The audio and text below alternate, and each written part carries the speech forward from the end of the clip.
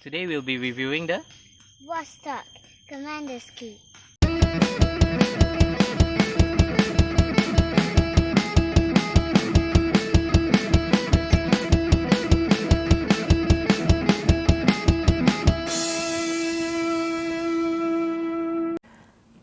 As you would have seen from the thumbnail, what I have here is the Vostok Komandirskie 650546. I've always been quite fascinated by Vostok watches ever since I heard of them right at the beginning of my journey of getting into watches about a year and a half ago. For those who might not know, Vostok is a Russian watch company founded in 1942. I am taking excerpts from Wikipedia here. The company was appointed an official supplier of watches for the Ministry of Defense of the Soviet Union in 1965. This year also marks the creation of the well-known Komandirskie, or translated into Commander's Watch. They are famous for having a utilitarian and toolish vibe. There is a large group of Vostok fans out there who absolutely adore modding their pieces. Okay, enough of the intro, let's get to the watch itself. What stands out immediately about this watch is that it has a 24-hour dial.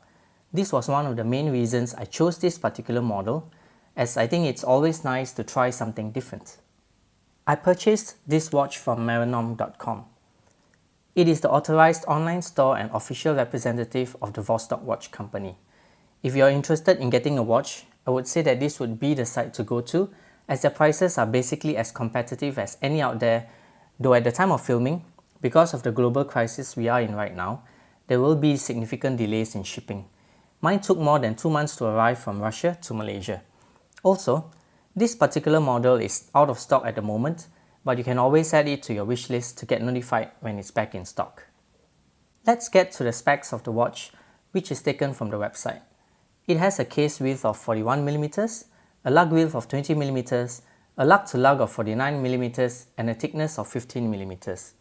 The case and bezel is made out of stainless steel with 200 meters of water resistance. The glass is acrylic, which means that it will scratch easily, but at the same time allows you to buff the scratches out if they are not too deep. This is a little bit of a contentious point among collectors, but basically it just boils down to taste. Let's have a quick rundown of the movement as well. It is an automatic hand-windable movement. It does not have hacking seconds. It has 31 jewels, a stated accuracy of -20 to +60 seconds a day, which isn't the greatest, and a rather disappointing power reserve of 31 hours. I do change my watch often, and sometimes twice a day, and almost every time I pick up this watch, I needed to set the time and wind it up again. A plus side to this movement is that the manufacturers state that it has a 10-year service interval, which is quite remarkable.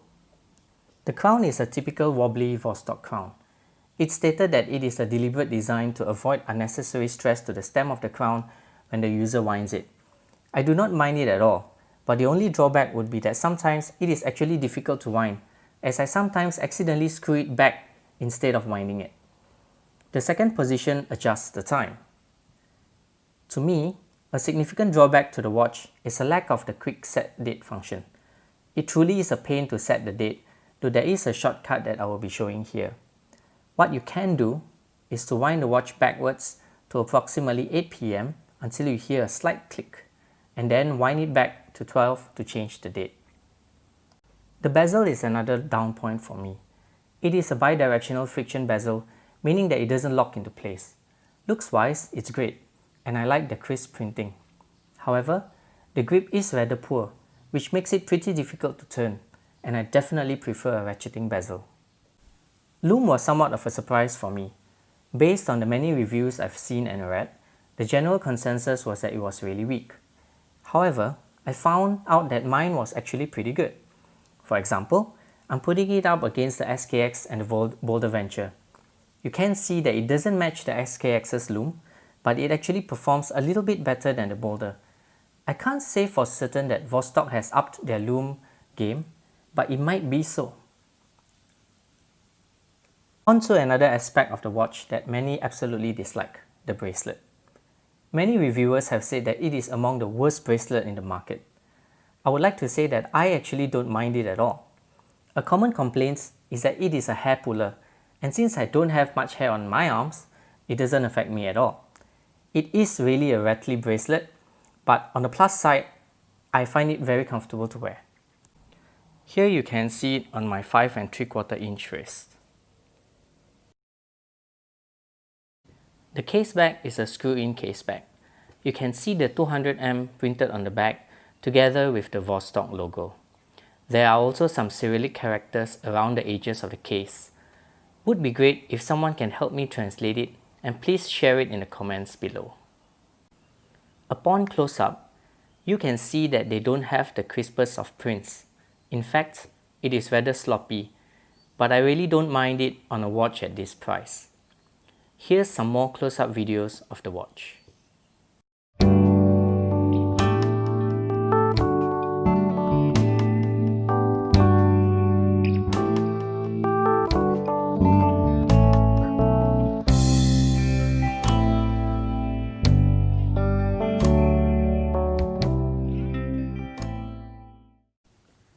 I have owned this watch for about a month and a half now, and it has spent a considerable amount of time on my wrist. I have to admit that to most, it would seem that it is a little too large for my wrist, but I really don't mind. Its legibility is great, as the black hands and indices contrast nicely with the white dial. However, I must say that even after all this time, I am still not used to the 24-hour display. I would say that this would be a pretty big drawback, and on a personal view, it feels like it's just a fun characteristic, though some people do appreciate a watch being able to tell whether it is AM or PM. To conclude, at $58 I do find that this is quite a fun, functional little watch. I have played quite a lot of sports with this watch on my wrist, such as badminton and basketball, and it seems to be holding up pretty well. I kinda understand why there is a legion of Vostok fans out there. Despite its flaws, it is still relatively cheap, and the abundance of materials for models that is provided by Vostok themselves do satisfy a lot of people. I would want to get the Vostok Amphibia in the future because I do think that that is an interesting watch as well.